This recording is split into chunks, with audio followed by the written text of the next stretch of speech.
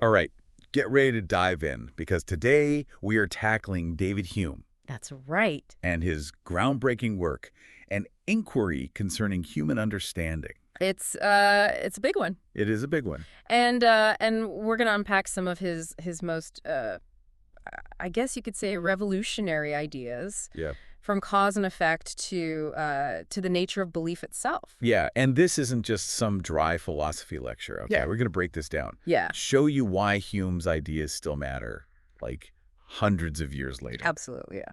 So first of all, we're talking about a guy, David Hume, who was more than just a philosopher. Right. He was a witty socialite. He, shook things up in the middle of the Scottish Enlightenment. This is, imagine, a time when, scientific thought is kind of booming, but religious fervor is still, incredibly strong. Totally. And he's navigating that tension. And Yeah. he's challenging traditional thinking in a way that's both insightful but also, a little scandalous. Yeah, a little bit. Yeah. So his first work was A Treatise of Human Nature. Right.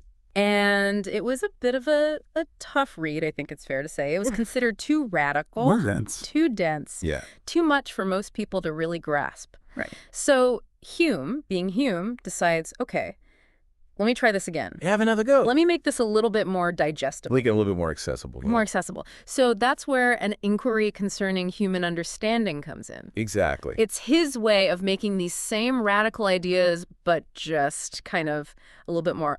Yeah, he's like, all right, you want shorter and punchier? I got you. There we go.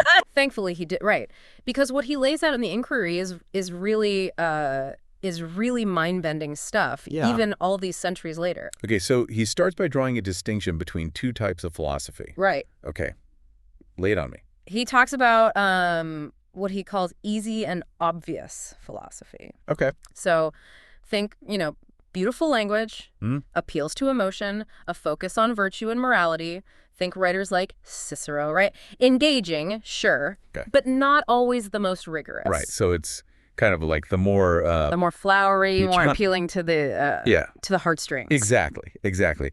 And then there's the kind that Hume's really digging into here, the accurate and abstract philosophy. This is the good stuff, right? This is the one that requires a little more, a little more horsepower, a little more, brain power, because we're dissecting the very nature of understanding itself. Right, this is meta. This is meta, exactly. Okay. And this isn't always easy, as we'll see, but the payoff is massive. I like it. So it's like... It's like the difference between enjoying a delicious meal Yeah. and understanding the complex chemistry behind how those flavors are combining, Yes. Both great. Right. But to really grasp the underlying principles, we gotta go deeper. I'm with you. We gotta get our hands dirty. Okay, so when it comes to, actually understanding the world around us, Yeah. Hume says that experience beats reason. Every time. Every time. This is big for him. Okay, so he's not saying that reason is worthless. No. Right. Not at all. But how do we parse that out? Well, I mean, so demonstrative reasoning, right? We use in mathematics, perfect for proving relationships between ideas. Okay. But when it comes to figuring out how the physical world works, Yes. how things actually behave, experience is king. So it's like that classic sunrise example. Yeah. Just because the sun has risen every single day in recorded history Right. does not mean it is logically impossible for it to not rise tomorrow. Exactly. We believe it will rise tomorrow because our experience, Yeah. that constant, unwavering pattern of sunrise, sunset, Right. has created a very powerful expectation. And that feeling of expectation built up over countless days and sunrises is far, far more potent in kind of shaping our beliefs Right. than any abstract logic. So, okay, what does it even mean to believe something then? Yeah. If it's not just cold, hard logic playing itself out in our minds. Right. What is it? Well, so Hume would say it's not just about this cold, hard logic, right? Yeah. Our beliefs, he argues, are deeply, deeply intertwined with our feelings, with what he calls sentiments. Okay. And to illustrate this, he uses this fascinating example. Imagine two billiard balls. Okay. about to collide. Yeah. Now, we could easily conceive of one ball hitting the other and for whatever reason just stopping dead in its tracks. Yeah. It's logically possible. Right. I mean, I guess so. Yeah. But do we actually believe that will happen? No. No, because every time we've ever seen those billiard balls collide, there's been a transfer of motion from one to the other. Well, of course. Our experience creates this vivid anticipation Yes. that the second ball will move, and that gut level certainty that this is how it always goes is a huge part of what makes us believe something so strongly. It just feels right. It feels right. It makes sense. We've seen it. Exactly. Yeah. Exactly. Which brings us to one of Hume's most radical and, dare I say, unsettling ideas. Here we go. The nature of cause and effect. Oh, yeah. This is where things get really interesting. Buckle up. We tend to think of cause and effect as like this fundamental law of the universe. Right. It's like this invisible chain linking events together. But Hume's radical insight was that we never actually observe that chain, that cause itself. Okay, so walk me through this. Okay. I need an example. Okay, let's go back to our billiard balls, right? Okay. You see one ball hurtling towards another. Yes. Contact. The second ball jolts into motion. Okay. We naturally assume the first ball caused the second one to move. Right, because it seems to always happen that way. Right, but here's where Hume's like, hold on a second. Okay. We never see the actual cause, the mysterious force, right? Yeah. That supposedly like zaps from the first ball to the second. We just see two separate events. Okay. The collision and then the movement happening in very close succession. Okay, so if we're not really seeing cause and effect, if we're just seeing a sequence of events, like what does that even mean for how we understand the world then? Well, I mean, you could say it's a leap of faith. Really? Right. But Hume would say it's not faith in like the religious sense, Right. but faith in the consistency of our experience. We assume, right, that the future will resemble the past. Right. That billiard balls will continue to behave like billiard balls. Right. But can we truly know that? Right. And it's a question that has profound implications, right? Yeah. For how we understand everything. So it sounds like what you're saying is that our understanding of the world is based on this constant process of observing these patterns, forming expectations, and then just acting as if those patterns are going to hold true in the future. Exactly. It's a much more, I think, some might say humbling view of human knowledge, right? We're not these like, all-knowing beings, right? Yeah. Privy to the secrets of the universe. Yeah. We're creatures of habit, right? Okay. Constantly making sense of things based on what our senses tell us. Okay, so if we can be wrong about something as fundamental as cause and effect, what does that mean for how we approach like really extraordinary events? Right. Like I'm thinking specifically about how Hume tackled the concept of miracles. Ah, yes. Yeah.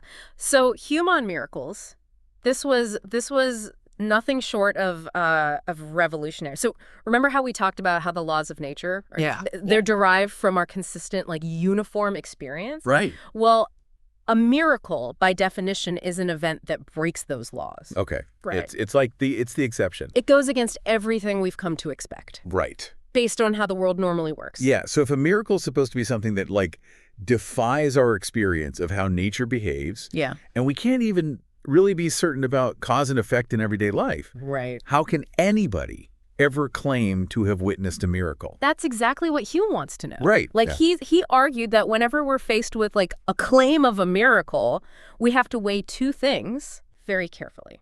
On the one hand, you have the probability of the miracle actually happening. Right. Which, given our experience of a, mostly orderly universe, is incredibly low. Okay, what's the other thing? The other thing we have to consider is the probability that the witnesses might be mistaken. Okay. Exaggerating. Right. Or, let's be honest, even lying. Yeah, well, and human beings are, if we're being honest, a little less reliable than the laws of physics. A little bit, yeah. So, but I mean, isn't it possible, like, at least in theory, that there could be enough evidence to outweigh our expectations of how nature normally behaves? So Hume doesn't completely rule that out. Okay. But he sets the bar incredibly high. Okay. He argues that no miracle, like ever, has had enough credible, verifiable testimony to outweigh the sheer volume of evidence we have. Right. For the natural world's consistency. So it's not about saying that miracles are definitively impossible. It's more about saying that, like, The evidence for them never seems to hold up when compared to the evidence for how nature usually operates. Exactly. He's really urging us to approach miracle claims, Yeah. and really any extraordinary claim, Right. with a healthy dose of skepticism. Look for explanations that fit within our current understanding of the world. Right. But before we jump to like the supernatural conclusions, Right. it's about applying that same critical thinking to all areas of life. Which seems like a pretty solid approach in today's world, Right. where we are just bombarded with information, so much of which just defies common sense and our understanding of how things work. Absolutely, yeah. So Hume's brand of skepticism, right, it's often called mitigated skepticism. It wasn't about, like, tearing down knowledge or promoting cynicism. It was about recognizing the limits of human reason and focusing our efforts on areas where experience can be our guide. So we've covered a lot of ground here. Experience over pure reason, the power of sentiments in shaping our beliefs, that radical rethinking of cause and effect. Yeah.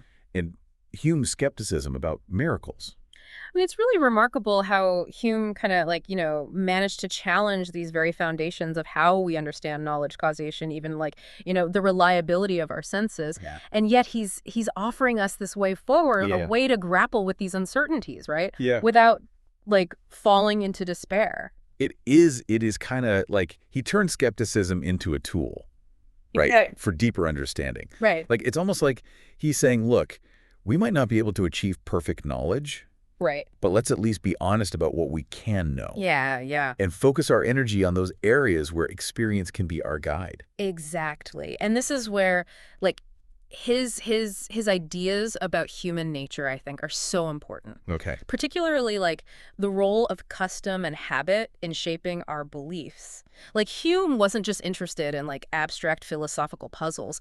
He wanted to understand how these ideas played out in the real world, in the messy, complex realm of human experience. So he's asking those questions, like how do we actually form our beliefs? Yeah. What leads us to make the decisions that we make, especially when we're faced with uncertainty? Exactly. How do our past experiences color our expectations for the future? Right. And he doesn't shy away from like the more unsettling implications of his own arguments. Okay. He even raises questions about the limits of our own minds. Okay, like what? Well, for example, if all our knowledge is ultimately rooted in sensory experience, as he argued, what does that tell us about the reliability of our memories? Oh.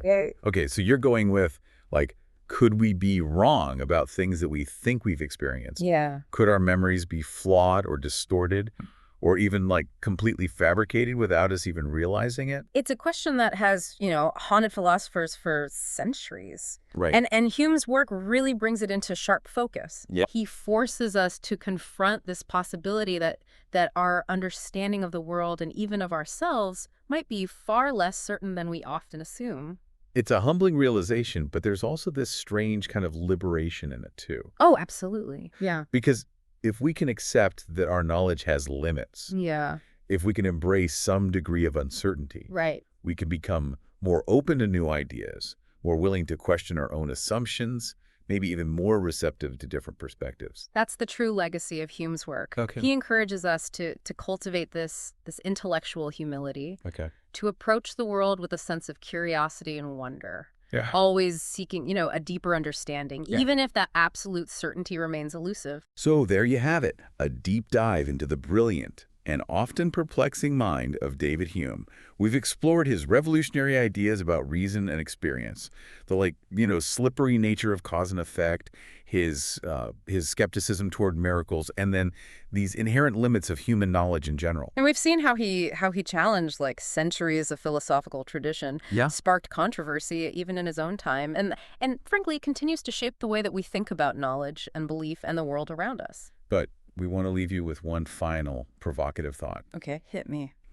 If our memories are as malleable as Hume suggests, if our experiences are filtered through this lens of our own perceptions, our own biases, then what does that mean for our sense of self?